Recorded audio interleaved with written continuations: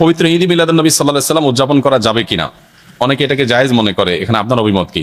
দেখুন, আমি অভিমত না দিয়ে কয়েকটা প্রশ্ন রাখবো, অর্থাৎ প্রশ্নের উত্তরে আবার পাল্টা প্রশ্ন আমি ছুড়ে দিতে চাই, বিশেষ করে যাদের এটা নিয়ে সত্যিই জানার আগ্রহ আছে। অনেকে তো প্রশ্ন লেখেন জানার জন্য না, প্রশ্ন লেখেন হলো ওনার পক্ষের মতটা বের করে আনার জন্য। আমি বলতে চাই যে সাধারণত আমরা সাধারণ মানুষরা যে হুজুরের ভক্ত, আমরা তার কথা শুনি। যে হুজুর মিলাদুন নবীর পক্ষে, তার ভক্তরা মিলাদুন নবীর পক্ষে কথা বলে এবং সেরকম দলিল খুঁজে বের করে সোশ্যাল মিডিয়াতে সেটা নিয়ে লেখালেখি করে। আর যে হুজুর মিলাদুন নবীর বিপক্ষে, ওনার ভক্তরা মিলাদুন নবীর বিপক্ষে তারা ক্যাম্পেইন করে, কাজকাম করে। আমার কথা হলো যে আপনি হুজুরদের পক্ষ বিপক্ষ না নিয়ে কয়েকটা প্রশ্নের উত্তর খোঁজার জন্য আপনি নিরপেক্ষভাবে চেষ্টা করেন। আপনি নিজে একটু সচেতনভাবে, সতর্কভাবে, অনুসন্ধানের দৃষ্টি নিয়ে এই প্রশ্নগুলোর উত্তর খোঁজার চেষ্টা করেন। আপনি শুধু উত্তর খোঁজার যদি সিরিয়াস চেষ্টা শুরু করে দেন এবং নিরপেক্ষভাবে চেষ্টা করেন, আমার বিশ্বাস যে আপনাকে আল্লাহ তাআলা হেদায়েত এবং সঠিক পথ যেটাই সেটা আল্লাহ তাআলা আপনাকে দেখিয়ে দিবেন। শর্ত হলো আপনি আগে গিয়ারটা নিউট্রালে এনে তারপরে খুঁজতে হবে। আমরা যারা গাড়ি চালাতে জানি তারা জানি যে গিয়ার, আপনার ম্যানুয়াল গিয়ার সাধারণত গাড়ি, এটা আপনার নিউট্রালে থাকার পর স্টার্ট দিলে গাড়ি স্টার্ট হবে। গিয়ার একটা দিয়ে রেখে দিয়েছেন আগে, এরপর আপনি স্টার্ট দিচ্ছেন, তাহলে গাড়ি কি হবে না? স্টার্ট হবে না, গাড়ি দৌড় দিবে, লাফ দিবে, সেটা সঠিকভাবে সার্ভিস দিবে না। এখন আপনি নিজে আগে মিলাদুন নবীর পক্ষের অথবা বিপক্ষের একটা গ্রুপের থেকে এরপরে বলতেছেন হ্যাঁ এই ব্যাপারে আপনি কি বলেন, কোরআন হাদিসে কি আছে, আপনি জানার চেষ্টা করছেন। এইভাবে আপনি আসলে সত্য জানতে পারবেন না। সত্য জানতে হলে আপনাকে নিউট্রালে থাকতে হবে, যে ঠিক আছে আমি এটা নিয়ে অনুসন্ধান চালাই, পড়াশোনা করি, স্টাডি করি এবং আমার স্টাডির পর নিরপেক্ষভাবে সত্যিটা জানার জন্য আমি চেষ্টা করি। আল্লাহ তাআলার কাছে দোয়া করি আল্লাহ যেন আমাকে হেদায়েত করেন, গাইড করেন, তাহলে আপনি ইনশাআল্লাহ সঠিক পথ পাবেন। এবার আসেন প্রশ্নগুলো কি কি।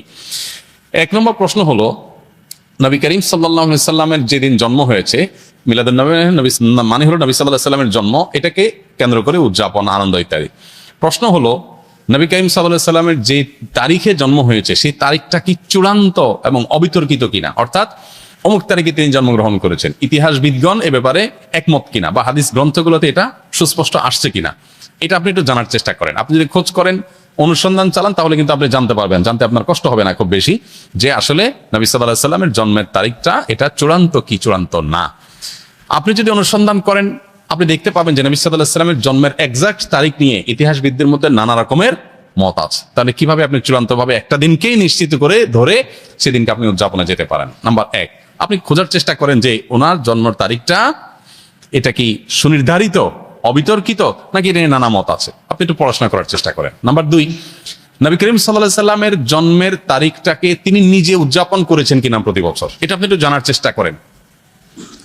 তিনি যদি নিজে নিজের জন্ম উদযাপন না করেন, তাহলে তার সিনিয়র সাহাবী যারা, চার খলিফা আরো যারা আছেন, এই সমস্ত সাহাবীরা কেউ যারা নবী সাল্লাল্লাহু আলাইহি ওয়াসাল্লামকে সবচেয়ে বেশি ভালোবাসতেন, নবী সাল্লাল্লাহু আলাইহি ওয়াসাল্লামের ভালোবাসার দোহাই দিয়েই তো আমরা এটা করি, তো তারা যারা নবী সাল্লাল্লাহু আলাইহি ওয়াসাল্লামকে এর ভালোবাসা যারা উত্তীর্ণ হয়ে গেছেন, ভালোবাসা যারা প্রমাণিত, তার আশেকে রাসূল বলি যেটাই বলি আমরা তথাকথিত, এই জায়গাটা যারা ইতিমধ্যে প্রমাণিত হয়ে গেছেন, সেই সাহাবীরা যাদেরকে কোরআনে আল্লাহ সার্টিফিকেট দিয়েছেন নবী সাল্লাল্লাহু আলাইহি ওয়াসাল্লামের আনুগত্যের ব্যাপারে, ভালোবাসার ব্যাপারে, সেই মানুষগুলো নবী করিম সাল্লাল্লাহু আলাইহি সাল্লামের জন্ম দিবস উদযাপন করেছেন কি করেন নাই, আপনি এই বিষয়ে একটু খোঁজ নেন, তথ্যপাত্রগুলো ভেরিফিকেশন করেন, যাচাই করেন।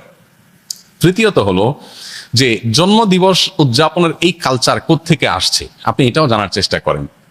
আপনি যদি এটা নিরপেক্ষভাবে এটা শুরু কোত্থেকে আসছে দেখেন, আপনি দেখবেন এটা অগ্নি পূজক, প্রকৃতি পূজারী তাদের কাছ থেকে আসছে। এবং একসময় খ্রিস্টান ধর্মেও এই জন্মদিবস উদযাপন করাটার ব্যাপারে নিরুৎসাহিত করা হতো, নিষিদ্ধ করা হতো।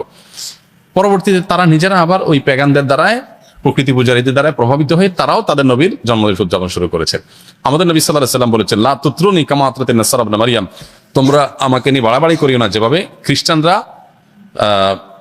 ঈসা আলাইহিস সালামকে নিয়ে বাড়াবাড়ি করেছে। অতএব নবী করিম সাল্লাল্লাহু আলাইহি ওয়াসাল্লামের মিলাদুন নবী পালন করবেন কি করবেন না, উদযাপন করবেন কি করবেন না, সেই প্রশ্নের উত্তর আপনি পেয়ে যাবেন যদি আমার এই তিনটা প্রশ্নের উত্তর আপনি নিজে অনুসন্ধান করে জানার চেষ্টা করেন। আল্লাহ আমাকে, আপনাকে, আমাদের সবাইকে হেদায়েত এবং সত্যিকারের যে সঠিক পথ সেটা আল্লাহ তাআলা আমাদের সবাইকে আল্লাহ তাআলা দান করুন।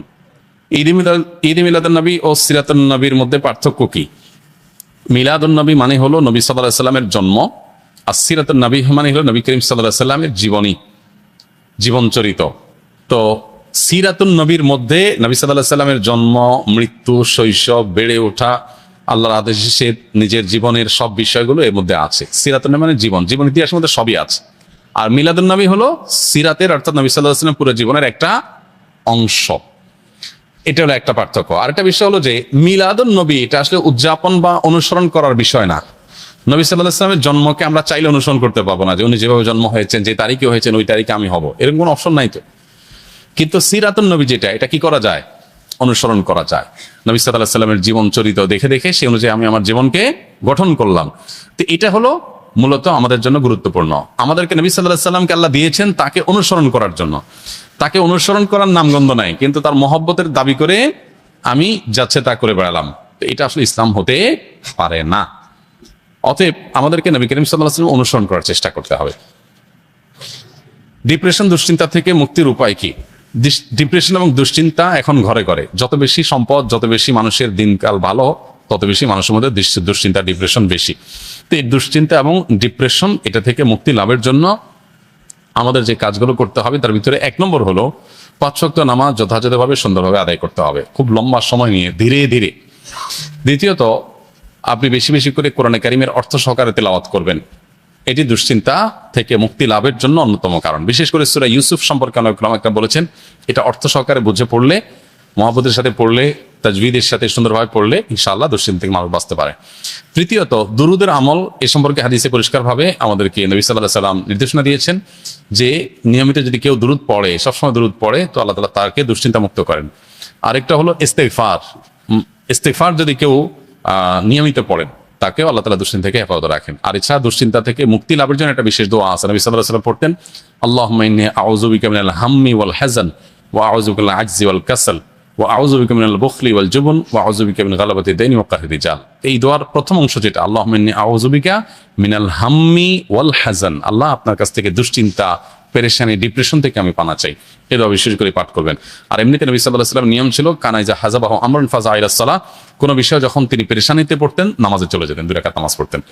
আর এর বাইরে বিশেষ করে ভোর রাতে তাহাজ্জুদের সময় উঠে নিরিবিলি আল্লাহর সাথে একটু মন খুলে কথা বলেন, ইনশাআল্লাহ আল্লাহ তাআলা তার মানসিক অশান্তি দূর করবেন।